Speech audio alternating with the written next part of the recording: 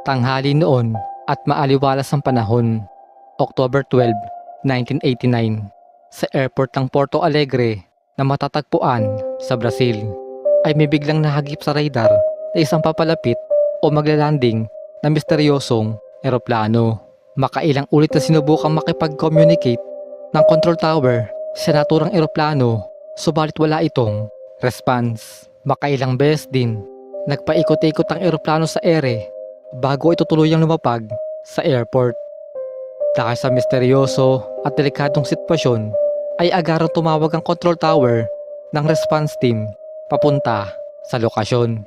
Subalit, nang papalapit na ang naturang team, ikinagulat nila nang makita ang logo ng Santiago Airlines na kung saan ay simula pa noong 1956 ay hindi na ito nag-ooperate. At nang makuha nila ang serial number ng eroplano at pina-research, lumabas sa system na ang naturang eroplano ay ang Santiago Flight 513. Ang eroplanong misteryosong naglaho noong September 1954. Nakita rin nila na ang eroplano na mukha pa rin bago. Wala man lang bakas na ito ay 3 dekada na pala. Nang malapitan na nila ang eroplano, nakaandar pa ang makina neto na animoy tunog ng isang brand new.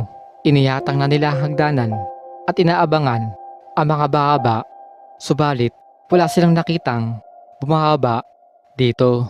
Nagdesisyon ng team na pasukin na lamang nila ang loob at nang makapasok na sila, nanlaki ang kanilang mga mata sa kanilang nakita.